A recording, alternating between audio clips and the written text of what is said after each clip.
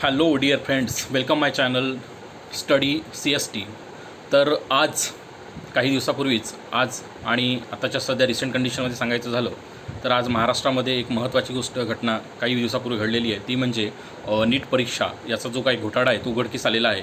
तर या नीट परीक्षेचा जो निक्सस आहे हा बराच मोठा निक्सस आहे आणि त्या अंतर्गत बऱ्याच लोकांचं नाव त्याच्यामध्ये आता इन्व्हॉल्वमेंटमध्ये झालेलं आहे. तर त्या घोटाळ्याचे सगळ्यात प्रमुख जे काही कार्यकर्ते होते त्या घोटाळ्याचे जे प्रमुख सूत्रधार, त्याच्यामध्ये महत्त्वाची गोष्ट म्हणजे हा घोटाळा का बरं झाला आणि याचं काय रिझन आहे आणि सगळ्यात महत्त्वाची गोष्ट म्हणजे नीट परीक्षेचा काय काळाबाजार आहे आणि त्या अंतर्गत नीट परीक्षेमध्ये काय आर्थिक व्यवहार होत आहे, या सगळ्या गोष्टीची तपासणी आता CBI आलेली आहे. आणि त्याच्यासाठी सगळ्यात मोठं म्हणजे जे नाव आता समोर आलेलं आहे ते म्हणजे शिवराज मोठेगावकर सर म्हणजे एम सर मोठेगावकर या नावाने त्यांना प्रचलित आहे, त्या नावाने त्यांना ओळखल्या जाते.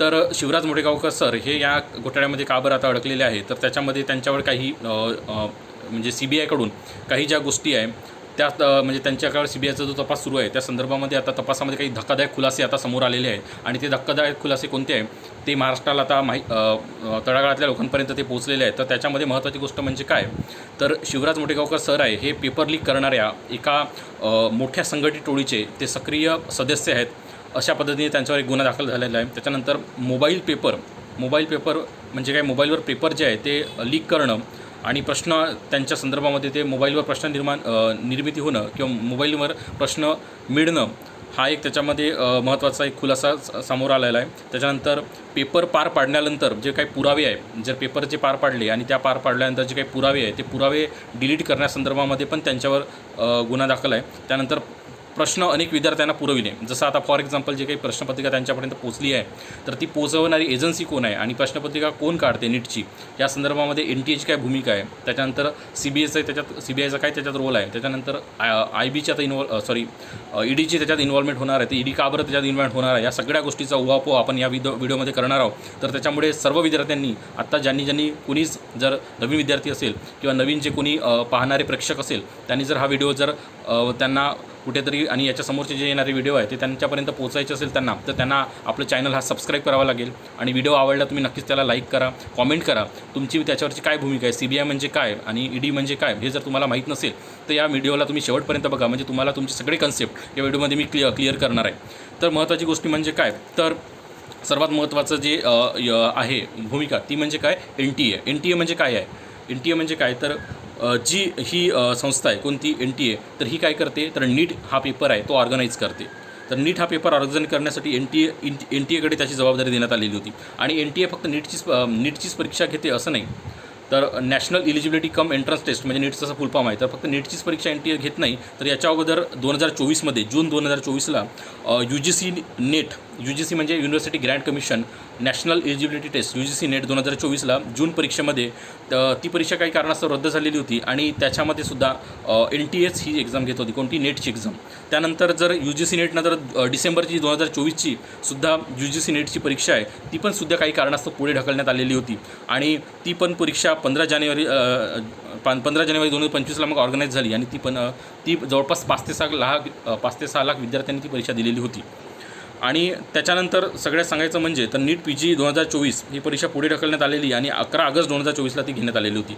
तर या संदर्भामध्ये जी काही एक्झाम आहे ही जी नीट आहे PG म्हणजे अंडर ग्रॅज्युएट आणि PG म्हणजे पोस्ट ग्रॅज्युएट, म्हणजे ग्रॅज्युएशनसाठी म्हणजे कोणत्याही जे हे अभ्यासक्रम आहे मेडिकलचं त्याच्याच ॲडमिशन घेण्यासाठी नीट ही परीक्षा द्यावं लागते. आणि त्या नीटच्या परीक्षेचं आता जवळपास नाही म्हटलं तरी 22 लाखापेक्षा जास्त विद्यार्थी, म्हणजे जवळपास आकड्यानुसार सांगायचं झालं तर 22,80,000पर्यंतचे विद्यार्थी आज नीट परीक्षेला बसतात. आणि एवढ्या सगळ्या विद्यार्थ्यांचं आज जीवन हे अंधकारमय झालेलं आहे. आणि महत्त्वाची गोष्ट म्हणजे नीट परीक्षा देऊन ते कुठेतरी डॉक्टर होण्याचं, ग्रामीण भागातले मुलं असेल, काही शहरी भागातले पण असेल, काही त्यांची परिस्थिती ही तळागाळातली असेल, ज्या विद्यार्थ्यांना आज त्यांच्या खाण्यासाठी कुठेतरी भाकरीचं तुकडं नाही, अशा पण परिस्थितीतले काही विद्यार्थी आज नीटची परीक्षेची प्रिपरेशन करत होते. आणि आज ते आपल्या पालकांच्या ज्या हाडाला चोट लावून म्हणजे आपल्या शरीरातील कुठलेतरी सगळ्या बाजूला गोष्टी ठेवून आपल्या आर्थिक भूदंड सहन करून आज ते 4 ते 5 लाख रुपये खर्च, हा कोचिंग इन्स्टिट्यूट, राहण्याचा खर्च आणि 2-3 वर्षाचं त्यांचं काही हे आहे त्या संदर्भात त्यांना येत आहे. आणि ह्या सगळ्या गोष्टीची जाणीव ह्या सगळ्या लोकांना आहे, जे कोणी आज नीटचं पेपर लीक करण्यात महत्त्वाची भूमिका पार पडले. त्याच्यामध्ये काही नाव आले समोर. त्याच्यामध्ये सगळ्यात महत्त्वाचं नाव म्हणजे तर शिवराज मोठेगावकर सर यांचं आहे. त्याच्यानंतर त्यांना एम सर असं म्हणून ओळखल्या जाते. त्याच्यानंतर जे प्रल्हाद कुलकर्णी होते पुण्याचे, त्याच्यानंतर मनीषा मांढरे होत्या, मनीषा वाघमारे होते. आज यांचं हे एक प्राध्यापक होते आणि त्यांनी काही वेळेच्या अगोदर आताच त्यांचं काहीतरी काही लोकांचं निवृत्ती झाली आहे त्यांची. त्यांना आता काही लोकांचं 4-5 महिन्यावर सर्व्हिस बाकी होती निवृत्तीसाठी. आणि अशा परिस्थितीमध्ये आज हे 4 ते 5 महिने बाकी असताना यांनी अशा पद्धतीचं कुठेतरी एन टीला पेपर फोडण्यास कुठेतरी हे भूमिका त्यांनी बजावलेली आहे, ही कुठेतरी चुकीची भाव आहे. त्याच्यामुळे विद्यार्थ्याचा खूप मोठा रोष आणि पालकाचा खूप मोठा रोष आज समाज तळावर म्हणजे व्यक्त होत आहे. आणि याच्यावर आता भविष्यामध्ये काय काय गोष्टी होऊ शकतात. तर महत्त्वाची गोष्ट म्हणजे तर ही जी परीक्षा जे काही घोटाळा आता झालेला आहे, स्कॅम जो झालेला आहे, याची तपासणी आता CBIकडे आलेली आहे. तर म्हणजे CBIकडे जी घोटाळ्याची तपासणी आलेली आहे, तर मग CBI नेमकं काय आहे बाबा. आता सगळ्यांना प्रश्न पडला असेल की ज्यांना CBI याचा फुलफॉर्मसुद्धा माहीत नसेल त्यांनी पण हा गोष्ट लक्षात द्या. तर CBI म्हणजे काय, सेंट्रल ब्युरो ऑफ इन्व्हेस्टिगेशन. CBIचं फुलफॉर्म काय, सेंट्रल ब्युरो ऑफ इन्व्हेस्टिगेशन. तर सेंट्रल ब्युरो ऑफ इन्व्हेस्टिगेशन याची स्थापना जी आहे ती DSPE ॲक्ट या अंतर्गत झालेली होती. आता DSPE ॲक्ट म्हणजे काय, तर Delhi special police establishment act 1946चा. त्या 1946च्या Delhi special police establishment act अंतर्गत याची जी स्थापना आहे कोणाची, सेंट्रल ब्युरो ऑफ इन्व्हेस्टिगेशनची म्हणजे CBIची स्थापना झालेली होती. आज आपण त्याची सगळी डिटेल माहिती बघणार आहोत, CBIची आणि EDची सुद्धा सगळी डिटेल माहिती बघणार आहोत. त्याच्यामुळे कुणीही मधामध्ये व्हिडिओ स्किप करू नका, मधातून जाऊ नका आणि सर्वांनी हा व्हिडिओ शेवटपर्यंत बघा, जेणेकरून तुमचं CBI म्हणजे काय, CBIचं काय रोल आहे, CBIची रचना काय आहे, CBIचा संदर्भ काय आहे, या सगळ्या गोष्टी तुम्हाला मी आज क्लिअर करून देणार आहे.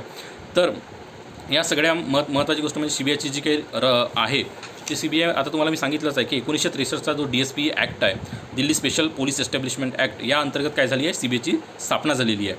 तर CBIवर जे काही प्रशासकीय नियंत्रण राहते, आता प्रत्येक कोणतीही इन्स्टिट्यूशन म्हटल्यावर त्याच्या काही प्रशासकीय नियंत्रण असते. तर हे प्रशासकीय नियंत्रण कोणाचं आहे, तर CBIवर जो प्रशासकीय नियंत्रण आहे तो DOPTचा आहे. DOPT म्हणजे डिपार्टमेंट ऑफ पर्सनल ट्रेनिंग म्हणजे कर्मचारी व प्रशिक्षण विभाग, भारत सरकार यांच्या नियंत्रणाच्या अंडरमध्ये, प्रशासकीय नियंत्रणाच्या अंडरमध्ये हे CBI काम करत असते. तर CBIचं मुख्यालय कुठे आहे, तुम्हाला सर्वांना माहितीच आहे. CBIचं मुख्यालय नवी दिल्लीला आहे आणि EDचं मुख्यालय सुद्धा नवी दिल्लीलाच आहे. त्याच्यानंतर जी ही तपास यंत्रणा आहे ती कोणती तपास यंत्रणा आहे, CBI. तर CBI ही केंद्रीय तपास यंत्रणा आहे, सर्वांना माहिती आहे, केंद्र सरकारची ती तपास यंत्रणा आहे. आणि मग तर याचा मुख्य उद्देश काय होतं CBI स्थापन होण्यामागचं. आता तुम्हाला माहिती आहे की हा जो काही नीटचा स्कॅम उघडकीस आलेला आहे, हा एक प्रकारचा खूप मोठा नेक्सस आहे. याच्यात बरेच लोक अडकले आहे आणि याचं जाळं खूप मोठ्या लोकांपर्यंत. आणि हा आज स्कॅम जरी उघडकीस आलेला असलं तरी कदाचित होऊ शकते की दरवर्षीच अशा प्रकारची काही मोनोपॉली या क्लास चालकांची चालत असेल आणि आज क्लास चालकांचा खूप मोठा बिझनेस, खूप मोठी उलाढाल, खूप मोठं पॅरल इकॉनॉमी यांची चालत आहे. तर महत्त्वाची गोष्ट म्हणजे तर CBIचा उद्देश काय आहे, तर CBI म्हणजे स्थापन होण्यामागचा उद्देश काय, तर भ्रष्टाचार आहे, आर्थिक गुन्हे आहे, गंभीर स्वरूपाचे विशेष गुन्हे आहे, यांचा तपास करणं, म्हणजे गुन्ह्यांचा तपास करणं, कोणकोणत्या प्रकारचं भ्रष्टाचार, आर्थिक गुन्हे, गंभीर गुन्हे या गोष्टीचा तपास करण्याचं काम कोण करते, CBI करते. तर CBIला जे काही आहे तर कुठले प्रकरण CBI हँडल करते हे सगळ्यात तुम्हाला महत्त्वाची आता गोष्ट मनात आली असेल की CBI तर आहे, त्याचं तपास यंत्रणा आहे, पण ही तपास म्हणजे कोणत्या गोष्टीचा तपास CBIकडे जाते.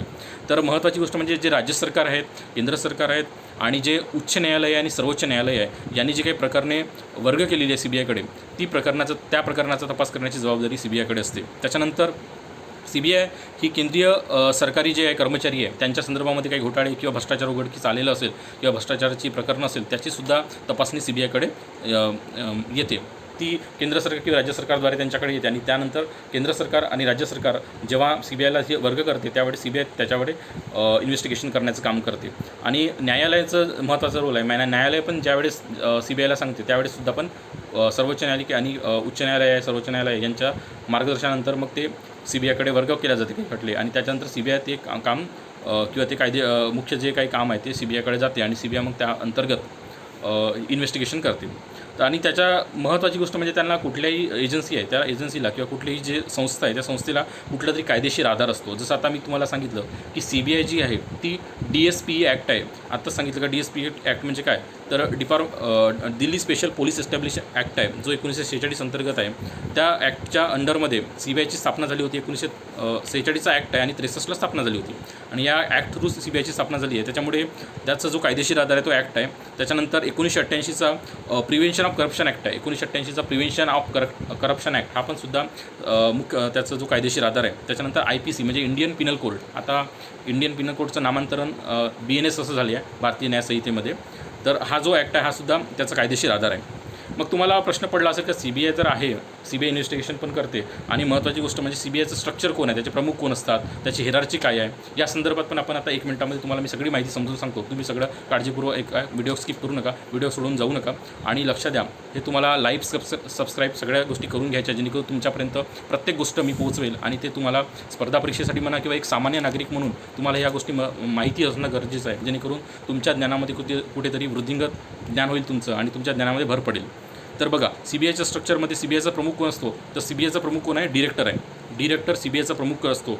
CBIचे नेतृत्व हे डिरेक्टर या पदाकडे असते, म्हणजे त्याचा जो मुख्य व्यक्ती आहे, मुख्य जो पद आहे तो म्हणजे डिरेक्टर. आणि डिरेक्टरच्या खाली मग 2 स्पेशल डिरेक्टर असतात. CBIच्या खाली म्हणजे डिरेक्टर हा मुख्य, त्याच्यानंतर 2 स्पेशल डिरेक्टर, त्याच्यानंतर जॉईंट डिरेक्टर असते पद.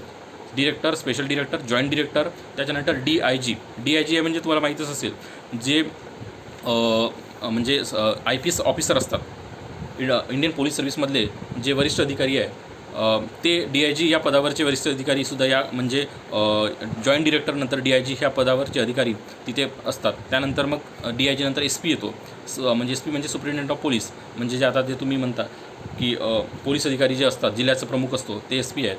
तर ते याचे त्यानंतरच्या हेरार्चीमध्ये येते. त्याच्यानंतर SP नंतर DYSP किंवा SCP किंवा ASP असतो. त्याच्यानंतर मग त्याच्या खाली इन्स्पेक्टर आणि त्याच्याखाली इन्स्पेक्टरच्या नंतर मग सब इन्स्पेक्टर असतो. सब इन्स्पेक्टरनंतर मग हेड कॉन्स्टेबल, नंतर कॉन्स्टेबल, अशा प्रकारची जी हेरार्ची आहे ती कोणाची आहे, तर CBIची आहे. तर जर तुम्ही भविष्यामध्ये कुठल्याही परीक्षेमध्ये पास व्हाल, म्हणजे राज्यसेवा असू द्या किंवा समजा PSST असू द्या किंवा तुम्ही UPSCची परीक्षा पास झाल, तर तुम्ही कदाचित भविष्यामध्ये चांगल्या या पदावर पोहोचू शकता. त्याच्यामुळे तुम्हाला जेन्युइन तयारी करून परीक्षा पास होणं गरजेचं आहे. ठीक आहे. आणि सामान्य नागरिक म्हणून सुद्धा पण तुम्हाला तुमच्या पाल्यांना किंवा तुमच्या नातेवाईकांना किंवा तुमच्या कुठल्याही व्यक्तींना याच्याबद्दलची माहिती तुम्ही पोहोचवा, ह्या चॅनलची माहिती पोहोचवा, जेणेकरून या चॅनल थ्रू तुम्हाला जेन्युइन माहिती सांगण्यात येईल. कुठल्याही प्रकारचं फापट पसारा इथे सांगण्यात येणार नाही. इथे एकदम ऑथेंटिक आणि ऑफिशियल साईडवरून घेतलेली माहिती मी तुमच्यापर्यंत पोहोचवत आहे. ठीक आहे. तर CBIला ह्या केसेस कशा पद्धतीने मिळते तुम्हाला मी आता सांगितलं आहे. तर CBI ही जी केस आहे ती केस कशा पद्धतीने CBIकडे येते, तर केंद्र सरकारचा जर आदेश असेल तर ते CBIकडे येतो, किंवा राज्य सरकारची जर त्यांनी संमती घेतली असेल किंवा राज्य सरकारने त्यांनी सांगितलं असेल तर सर्वसाधारणपणे राज्य सरकारच्या संमतीनंतरसुद्धा काही केसेस CBIकडे वर्ग केल्या जात असतील. त्याच्यानंतर उच्च न्यायालय आणि सर्वोच्च न्यायालयाच्या आदेशानंतर आताच मी तुम्हाला सांगितलं आहे. त्याच्यानंतर जे काही आहे कधी काय होते, काही कारणास्तव कधी एखाद्या एक्सेप्शनल कंडिशनमध्ये म्हणजे अत्यंत दुर्मिळ वेळेस CBI हे आहे ते स्वतःहून म्हणजे सुमोटो दाखल करून काही केसेस आपण स्वतः हँडल करतात किंवा केसेस मिळवून घेतात किंवा ते स्वतः केसेस लढतात. तर CBIचा अधिकार काय आहे, म्हणजे कुठले अधिकार CBIकडे देण्यात आलेले आहे. तर CBIकडे जे अधिकार देण्यात आले आहे त्याच्या अंतर्गत पहिला जो अधिकार आहे सगळ्यात महत्त्वाचा म्हणजे FIR नोंदविणे, त्याच्यानंतर तपास करणे, अटक करणे, त्याच्यानंतर झडती व जप्ती करणे, त्याच्यानंतर चार्जशीट दाखल करणे, त्याच्यानंतर कोर्टात खटला चालवणे, या सगळ्या प्रकारचे अधिकार आहे. जसं FIR नोंदवणं, तपास करणं, अटक करणं, झडती व जप्ती करणं, चार्जशीट दाखल करणं आणि त्यानंतर जे काही कोर्टात खटला आहे तो खटला दाखल करणं, या सगळ्या प्रकारचे अधिकार आज CBIकडे देण्यात आलेले आहे. तर तुम्हाला प्रश्न पडला असेल का बाबा CBI आत्तापर्यंतच्या कुठल्या महत्त्वाच्या ज्या केसेस आहे त्या लढल्या आहे, केसेस आहे त्याची इन्व्हेस्टिगेशन CBIनी केलेली आहे. तर महत्त्वाच्या गोष्टी म्हणजे तुम्ही नाव ऐकलं असेल का 2G स्पेक्ट्रम प्रकरण. 2G स्कॅम जो आहे तो CBIकडे देण्यात आलेला होता. त्याच्यानंतर कोळसा घोटाळा, कोल स्कॅम आहे तो पण CBIनी ऑलरेडी इन्व्हेस्टिगेट केलेला आहे. त्याच्यानंतर व्यापम घोटाळा, तुम्ही नाव ऐकलं असेल, व्यापम घोटाळ्याचं पण नाव त्याचं पण केस आहे तो CBIकडे देण्यात आली होती. त्याच्यानंतर शारदा जो आहे, शारदा चिटफंड घोटाळा हा सुद्धा CBIकडे देण्यात आलेला होता. आणि सत्येंद्र जैन जे होते, जे मनी लॉन्ड्रिंग प्रकरण आहे त्याच्या प्रकारचे अगोदरचे जे काही घोटाळे आहे ते CBIकडे देण्यात आलेले होते. मग CBI आहे याचे जे काही कार्य आहे तुम्ही बघितले, याच्या केसेस कसे मिळतात CBIला ते पण मी तुम्हाला सांगितलं. त्याच्यानंतर अधिकार काय आहे CBIचे ते पण मी तुम्हाला सांगितलं. त्याच्यानंतर प्रमुख काही जे केसेस आहेत ते पण मी तुम्हाला सांगितलं. आता CBI जे आहे त्याचे काही विभाग आहेत, म्हणजे कुठल्या विभागामध्ये CBI डिस्ट्रीब्यूट झालेली आहे. तर त्याच्यात सगळ्यात महत्त्वाचा विभाग म्हणजे anti corruption division, anti corruption branch, anti corruption division, त्याच्यानंतर इकॉनॉमिक ऑफेन्स डिव्हिजन, त्याच्यानंतर स्पेशल क्राईम डिव्हिजन, त्याच्यानंतर सायबर क्राईम युनिट, त्याच्यानंतर पॉलिसी अँड कोऑर्डिनेशन डिव्हिजन या प्रकारचे डिव्हिजन आहे, म्हणजे अँटी करप्शन, इकॉनॉमिक ऑफेन्स, त्याच्यानंतर स्पेशल क्राईम, त्याच्यानंतर पॉलिसी क्राईम युनिट आणि स्पेशल कोऑर्डिनेशन या संदर्भाचे जे काही डिव्हिजन आहे, या डिव्हिजनमध्ये CBI सगळ्या प्रकारचे गुन्हे आहेत ते वर्ग केल्या जाते CBIला, आणि CBI त्याचं मग इन्व्हेस्टिगेशन करत असते. तर गुन्ह्याचा तपास करणं, DSP ॲक्ट, IPC, EPC या अंतर्गत काम करणं, त्याच्यानंतर सरकारद्वारे किंवा न्यायालयाद्वारे जे काही प्रकरण मिळतात त्या प्रकरणाची इन्व्हेस्टिगेशन करणं, त्याच्यानंतर भ्रष्टाचार, विशेष गुन्हे, आर्थिक गुन्हे आणि तपास, अटक वर चार्जशीट या संदर्भामध्ये जे काही काम करतात ते CBIकडे देण्यात आलेले आहे, आणि CBI त्याचं चांगल्या प्रकारे इन्व्हेस्टिगेशन करते. आज भारताच्या महत्त्वाच्या ज्या काही तपास यंत्रणा आहे त्याच्यापैकी एक महत्त्वाची तपास यंत्रणा म्हणजे आज CBI आहे. आणि आता बऱ्याचदा तुम्हाला हा प्रश्न पडला असेल का EDची कारवाई झाली, असं आपण बऱ्याचदा ऐकतो एखाद्या पॉलिटिकल पर्सनवर किंवा एखाद्या बिझनेस पर्सनवर बऱ्याचदा EDची वगैरे कारवाई झाल्याचं तुम्ही ऐकलेलं आहे. तर म्हणजे ED म्हणजे नेमकं काय आहे बुवा? आता तुम्हाला प्रश्न पडला असेल की ED हा नेमकं काय आहे? ED कोणती एक इन्स्टिट्यूट आहे, तपास यंत्रणा आहे, ती तपास यंत्रणा. EDचं काय फुल फॉर्म आहे? मग ED म्हणजे काय? तर ED म्हणजे एन्फोर्समेंट डिरेक्टरेट असं EDला म्हटल्या जाते, प्रवर्तन निदेशालय असं मराठीमध्ये आपण त्याला म्हणतो. तर हा जो ED आहे ती 1956 स्थापन करण्यात आली होती एन्फोर्समेंट युनिटच्या अंतर्गत, आणि 1957 पासून स्वतंत्र त्याचं संचालनालय सुरू झालेलं होतं. आणि EDवर जे प्रशासकीय नियंत्रण आहे ते कोणाचं आहे? तर वित्त मंत्रालय म्हणजे फायनान्स मिनिस्ट्रीचं आहे. कोणाचं आहे? वित्त मंत्रालयाचं, फायनान्स मिनिस्ट्रीचं, भारत सरकारद्वारे. त्याच्यानंतर त्याचं पण मुख्यालय कुठे आहे? मी तुम्हाला मागे सांगितलं, आता सांगितलं थोड्या वेळाच्या अगोदर की दिल्लीला EDचं पण मुख्यालय आहे. प्रकार काय आहे? तर आर्थिक तपास संस्था आहे ती. आर्थिक बाबतीत जे काही घोटाळे झाले त्या संदर्भामध्ये ED तपास करते. पण कसं आहे, ED कुठल्याही आर्थिक बाबतीच्या घोटाळ्यामध्ये ED इन्व्हॉल्व होत नाही. तर EDची काही मर्यादा आहे. जसं ज्या घोटाळ्याची जे आर्थिक हे आहे, फसवणूक आहे, ज्या ठिकाणी किंवा जिथे आर्थिक ज्या बाबी आहे ते 100 करोडच्या वर जर जात असेल, म्हणजे 1 अब्जपर्यंतचा तो घोटाळा असेल किंवा त्यापेक्षा जास्त अमाऊंटमध्ये ते हेरगिरी किंवा इन्व्हॉल्वमेंट झाली असेल, तर त्या संदर्भामध्येच ED तिथे इन्व्हॉल्व होते. किंवा ED 100 करोडच्या वर घोटाळा असेल तरच तिथे इन्व्हॉल्व होते. आणि आज तुम्ही बघितलं असेल बऱ्याच लोकांच्या वर EDचे केसेस वगैरे फाईल झाले असं तुम्ही ऐकलं असेल, तर त्या संदर्भामध्ये त्यांचा जो घोटाळा आहे किंवा त्यांच्या ज्या संदर्भातली कारवाई आहे ती 100 करोडच्या वर असेल, म्हणून त्याच्यात ED इन्व्हॉल्व झालेली आहे हे सिद्ध होते. तर EDचा मुख्य उद्देश काय आहे? मग ED ही काय कोणतं काम करते? तर ED मनी लॉन्ड्रिंग आहे, जो काळा पैसा आहे त्याच्यावर प्रतिबंध व तपास करण्याचं काम करते. त्याच्यानंतर परकीय चलन कायदा म्हणजे काय? तर FEMA, foreign exchange management act, FEMA हा जो कायदा आहे त्या कायद्याचं उल्लंघन जर होत असेल तर त्याचा तपास करण्याचं काम करते ED करते. आणि गुन्ह्यातून मिळालेल्या जे गुन्ह्यातून कुठल्या एखाद्या व्यक्तीवर गुन्हा दाखल झालेला असेल किंवा एखाद्या कुठल्याही पर्सनवर गुन्हा दाखल असेल, तर त्या गुन्ह्यातून मिळालेली जी काही संपत्ती असेल त्याची ते जप्ती करणे आणि जप्त केलेल्या संपत्तीचं काय करतात? मालमत्तेचं व्यवस्थापन करणे हे काम EDचं आहे. तर EDला कुठलं कायदेशीर आधार आहे? ED कुठल्या कायदेशीर आधारावर काम इन्व्हेस्टिगेशन करते? तर EDला सगळ्यात महत्त्वाचं म्हणजे 2002चा PMLA ॲक्ट आहे. 2002चा कोणता ॲक्ट? PMLA act. PMLA म्हणजे काय? त्याचा फुल फॉर्म लक्षात ठेवा, prevention of money laundering act. PMLA act हा 2002चा आहे. त्याच्या अगोदर अजून एक ॲक्ट आला होता 1999मध्ये, तो म्हणजे FEMA, foreign exchange management act. FEMA म्हणजे फॉरेन एक्सचेंज मॅनेजमेंट ॲक्ट. हा सुद्धा या कायद्याअंतर्गत सुद्धा ED तपास यंत्रणा आपलं काम करते, ते त्याचा कायदेशीर आधार आहे. त्याच्यानंतर कॉपेपेसा ॲक्ट 1974चा आहे. कॉपेपेसा म्हणजे काय? तर conservation of foreign exchange and prevention of smuggling activities act. कुठला? Conservation of foreign exchange and prevention of smuggling activities act म्हणजे कॉपेपेसा ॲक्ट या 1974चा आहे. या अंतर्गत सुद्धा ED काम करते. अशा प्रकारे EDला कुठल्या कायदेशीर आधार आहे आणि या संदर्भामध्ये ED काम करत असते. आणि EDची रचना काय आहे? EDचं स्ट्रक्चर काय आहे? तर सगळ्यात महत्त्वाचं EDचे जे मुख्य असतात ते कोणते आहे? डिरेक्टर आहे. EDचे कोण आहे? डिरेक्टर आहे. आणि तुम्हाला एक महत्त्वाची गोष्ट मी सांगू इच्छितो की सध्या EDचे डिरेक्टर म्हणून कोण आहे? तर राहुल नवीन सर, म्हणजे जे सिनियर IRS ऑफिसर आहे ते राहुल नवीन सर आज EDचे कोण आहे? तर प्रमुख आहेत. म्हणजे कोण EDचे प्रमुख कोण राहतात? डिरेक्टर आहे. तर director Shri Rahul Naveen sir and officer of the 1993 batch of IRS officer. He is from Bihar and possesses the outstanding academic background. Actually, he is completed his BTech and MTech from the IIT Kanpur, and he is MBA from the Shenbun University of the Technology of the Melbourne. यामध्ये त्यांचं education झालेलं आहे. ही also work from the 30 years of IT department. म्हणजे त्यांचा already 30 वर्षापेक्षा जास्तचा अनुभव income tax डिपार्टमेंटमध्ये त्यांनी काम केलेलं आहे. इन्कम टॅक्स डिपार्टमेंटमध्ये महत्त्वाच्या पदावर त्यांनी आपली भूमिका बजावलेली आहे. अशा मुख्य व्यक्तीचं आज EDचे प्रमुख आहे ते. तर ED म्हणजेच प्रवर्तन निदेशालय. तर department of revenue, ministry of finance, government of India अंतर्गत ED काम करत असते. तर आता ईडीचं आपण जी काही हेरार्ची पाहणार आहे ते म्हणजे स्ट्रक्चर, त्याचं हेरार्ची, ती म्हणजे सगळ्यात महत्त्वाचं पद म्हणजे प्रमुख आहे ते म्हणजे डिरेक्टर हे ईडीचे प्रमुख असतात, डिरेक्टर ऑफ ईडी. त्याच्यानंतर स्पेशल डिरेक्टर असते, त्याच्यानंतर additional director, special director, additional director, त्याच्यानंतर जॉईंट डिरेक्टर, त्याच्यानंतर डेप्टी डिरेक्टर, त्याच्यानंतर असिस्टंट डिरेक्टर, त्याच्यानंतर एन्फोर्समेंट ऑफिसर आणि त्याच्यानंतर असिस्टंट एन्फोर्समेंट ऑफिसर. अशा प्रकारची जी ईडीची हेरार्ची आहे. समजलं तुम्हाला की डिरेक्टर सगळ्यात महत्त्वाचं पद आहे. त्याच्यानंतर डिरेक्टरच्या खाली स्पेशल डिरेक्टर असतात, त्याच्याखाली ॲडिशनल डिरेक्टर असतात, त्याच्याखाली जॉईंट डिरेक्टर असतात, त्याच्याखाली डेप्टी डिरेक्टर असतात, त्याच्याखाली असिस्टंट डिरेक्टर असतात आणि त्याच्याखाली मग एन्फोर्समेंट ऑफिसर असतात आणि त्याच्याखाली मग कोण असतात, असिस्टंट एन्फोर्समेंट ऑफिसर असतात. तर हे काय आहे, तर ईडीचे प्रमुख म्हणजे ही ईडीची हेरार्ची आहे. अशा पद्धतीने ईडीचे जे ऑफिसर्स आहेत त्यांची रँक आहे.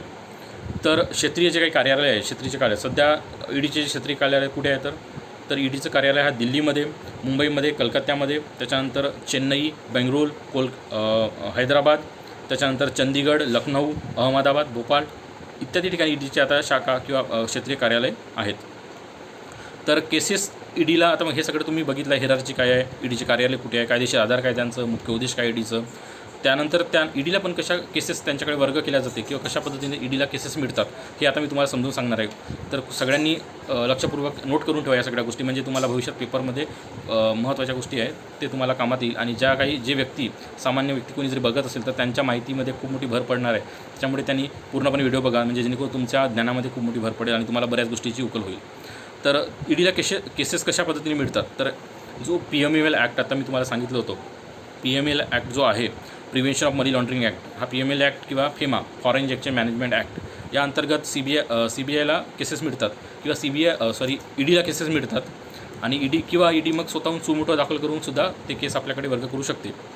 आणि अशाच प्रकारचे जे इतर ज्या यंत्रणा असतात, जसं CBI आहे, पोलीस आहे, इन्कम टॅक्स डिपार्टमेंट आहे, DRI आहे, या सगळ्या एजन्सीकडून सुद्धा ईडीला केसेस मिळतात. जेव्हा एखादा घोटाळा हा 100 करोड रुपयाच्या वर असेल किंवा आर्थिक त्याच्यामध्ये 100 करोडची वर उलाढाल झाली असेल, अशा अडचणीमध्ये, आणि जसं आता नीटचं मी तुम्हाला स्कॅम यासाठी सांगत आहे की मोठेगाव सरकारांचे क्लासेस आहे, त्यांच्या क्लासेसची उलाढाल ही जवळपास 100 करोडच्या वर होत होती, अशा पद्धतीने म्हटलं आहे. आता भेटलेल्या प्राथमिक माहितीनुसार आज लातूरमध्ये मी बऱ्याच मित्रांसोबत कॉन्टॅक्ट केला आहे आणि आता CBIने त्यांच्या क्लासेसवर सील केलं आहे. त्यांचे क्लासेस सध्या म्हणजे सील करून ठेवण्यात आलेले आहे आणि त्यांच्या एकूण संपत्तीचं जर उलाढाल बघितलं किंवा एकूण त्यांची जे मार्केट व्हॅल्युएशन बघितलं संपत्तीचं, जवळपास नाही म्हटलं तरी 1,500 ते 1,800 करोडच्या जवळपास त्यांची आज संपत्ती असं प्राथमिक माहितीच्या अंदाजामध्ये येत आहे. तर अशा पद्धतीचं आज खूप मोठं नेक्सस किंवा खूप मोठा उलाढाल आज याद्वारे करण्यात येत आहे. म्हणजे क्लासेस ही खूप मोठी पॅरल इकॉनॉमी आहे. त्याच्यामुळे बऱ्याच पालकांनी आपल्या ज्या मुलांचं आयुष्य इथे टाकलं होतं क्लासेसमध्ये आणि आपल्या मुलांच्या आयुष्याला कुठेतरी एक चांगली दिशा मिळेल या उद्देशाने ते तिथे पाठवलेलं होतं.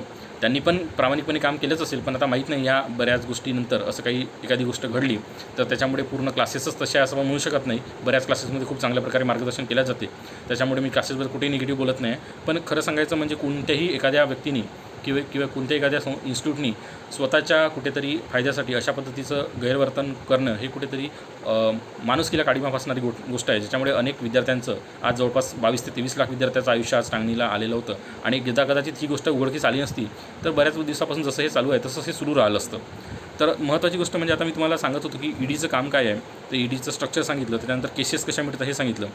तर ईडीला कुठले अधिकार आहे, तर ईडीचे काही अधिकार आपण बघू. तर ईडी ही महत्त्वाची इन्स्टिट्यूशन आहे, त्याच्यामुळे त्याचा अधिकार काय आहे त्यांना ते पण तुम्हाला माहीत असणं गरजेचं आहे. तर ईडीचा अधिकार म्हणजे त्यांना कुठल्याही एखाद्या व्यक्तीला समन्स पाठवणं किंवा व्यक्तीला चौकशीसाठी बोलवणं, त्याच्यानंतर त्यांना अटक करणं, कुठल्या ॲक्ट अंतर्गत, PML ॲक्ट अंतर्गत अटक करणं, त्याच्यानंतर संपत्ती जी आहे ती तात्पुरती जप्त करणं, म्हणजे प्रोव्हिजनल अटॅचमेंट आहे ती, संपत्ती तात्पुरती जप्त करतात. त्याच्यानंतर कॉन्फिस्केशन काय आहे, तर मालमत्ता कुरकी आहे.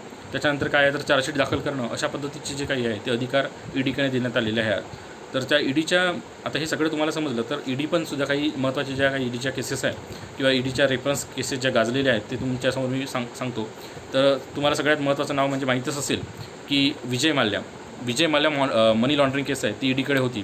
त्याच्यानंतर नीरव मोदी सगळ्यांनाच नाव परिचित आहे. नीरव मोदी, मेहुल चोक्सी, तर हे सगळे प्रकरण हे ईडीकडे होते. त्याच्यानंतर PNB घोटाळा असेल, त्याच्यानंतर सत्येंद्र जैन मनी लॉन्ड्रिंग प्रकरण असेल, हे प्रकरणसुद्धा ईडीकडे देण्यात आलेलं होतं. त्याच्यानंतर येस बँकचं प्रकरण ईडीकडे देण्यात आलेलं होतं. तर अशा प्रकारे आज नीट नेक्सस त्याच्यानंतर हे सगळे लोक त्याच्यात इन्व्हॉल्व झालेले आणि त्यात महत्त्वाची म्हणजे सी बी आयची भूमिका, CBI आणि त्याच्यात इन्व्हॉल्वमेंट केली, आता EDची इन्व्हॉल्वमेंट होणार या संदर्भामध्ये हा सगळ्यात महत्त्वाचा व्हिडिओ मला वाटलं की अशा पद्धतीच्या टॉपिकवर व्हिडिओ बनणं गरजेचं आहे, जेणेकरून आपल्या महाराष्ट्राला संपूर्ण विद्यार्थ्यांना, मराठी व्यक्तीला आणि त्याच्यानंतर जे कोणी मराठी भाषी इतर राज्यात आहे किंवा देशभरात किंवा जगभरात कुठे पण असेल त्याच्यापर्यंत ही माहिती पोचवा, जेणेकरून त्यांना CBIचं काय रोल आहे, EDचं काय रोल आहे आणि नीटसारखे जे काही स्कॅम झालेले आहे ते भविष्यात न घडण्यासाठी आपण एक व्यक्ती म्हणून, एक नागरिक म्हणून काय काय जबाबदारी किंवा काय काय गोष्टी करू शकतो ह्या संदर्भामध्ये ह्या सगळ्या गोष्टीची माहिती असणं आपल्याला गरजेचं आहे. तर अशा प्रकारे आता तुम्हाला CBI आणि EDमधलं फरक हे क्लिअर झाले असेल. CBIचं महत्त्वाचं काय आहे, गुन्ह्यांचा तपास करणं, DSP ॲक्ट अंतर्गत किंवा IPC ॲक्ट अंतर्गत, PC ॲक्ट अंतर्गत काम करणं, त्याच्यानंतर सरकारकडून जे काही गोष्टी येतात किंवा न्यायालयाकडून जे काही प्रकरणं मिळतात त्याचे काम करणं, भ्रष्टाचार निर्मूलन म्हणजे भ्रष्टाचार, विशेष गुन्हे, आर्थिक गुन्हे आणि तपास, अटक, चार्जशीट आहे, हे सगळ्या गोष्टी CBI थ्रू केल्यात येत असतं. तर CBI आणि याच्यामध्ये जे काही मुख्य काही फरक आहे आणि कायदेशीर काही जे आधार आहेत त्याच्यात काही गोष्टी थोडंफार फरक आहे. बाकी आर्थिक बाबीच्या संदर्भामध्ये ED काम करते आणि बाकी जनरल गुन्ह्यांच्या संदर्भात CBI ही इन्व्हेस्टिगेशन करते. तर गुन्ह्यातून मिळालेला जो काळ्या पैशाचा शोध आहे तो घेण्यासाठी म्हणजे EDची महत्त्वाची भूमिका आहे. त्याच्यानंतर PMLA ॲक्ट आहे, FEMA आहे, कॉपी पेसा ॲक्ट आहे, या अंतर्गत काम करणं हे EDचं काम आहे. त्याच्यानंतर स्वतःहून किंवा इतर यंत्रणाकडून माहितीवरती काम करते ED. त्याच्यानंतर मनी लॉन्ड्रिंग म्हणा किंवा परकीय जे चलन आहे त्याचं उल्लंघन म्हणा किंवा चौकशी म्हणा, अटक म्हणा, संपत्ती जप्ती म्हणा, कुरकी म्हणा, या सगळ्या संदर्भामध्ये EDची महत्त्वाची भूमिका होती. त्याच्यामुळे हा व्हिडिओ मी तुमच्यापर्यंत पोहोचवण्याचं आज काम करत आहे. त्याच्यामुळे सगळ्यांनी जो कोणी नवीन असेल किंवा जे कोणी ऑलरेडी चॅनल सबस्क्राईब केलं असेल त्यांनीसुद्धा लाईक, कॉमेंट करा. तुम्हाला कुठल्या टॉपिकवर भविष्यामध्ये व्हिडिओ पाहिजे ते सांगा आणि सगळ्या मित्रांपर्यंत, सगळ्या तुमच्या नातेवाईकापर्यंत, सगळ्या अभ्यासू व्यक्तीपर्यंत आणि सगळ्या ग्रामीण भागातली किंवा शहरी भागातील व्यक्तीपर्यंत हा व्हिडिओ पोहोचा, जेणेकरून भविष्यामध्ये तुम्हाला मी याच्या अशाच महत्त्वाच्या टॉपिकवर तुम्हाला व्हिडिओ घेऊन येईल आणि तुम्हाला याच्यातून सगळ्या गोष्टी मिळेल. एक तर मनोरंजन तुमचं होईल, तुम्हाला ज्ञान मिळेल, माहिती मिळेल आणि जे कोणी अभ्यास करणार असेल त्यांच्या तर ज्ञानामध्ये भर पडणारच, पण सामान्य माणसाच्या पण आयुष्यमानात, जीवनमानामध्ये याच्यामध्ये काहीतरी बदल होऊन त्याला काहीतरी एक भूमिका, स्वतःची भूमिका निर्माण करण्यासाठी तो कुठेतरी तयार होईल. त्यामुळे तुर्तास आता मी थांबतो. तर धन्यवाद सर्वांना आणि नमस्कार. परत तुमचं एकदा तुम्ही ह्या व्हिडिओ सर्वांपर्यंत पोहोचवा अशी विनंती करतो. ठीक आहे, धन्यवाद.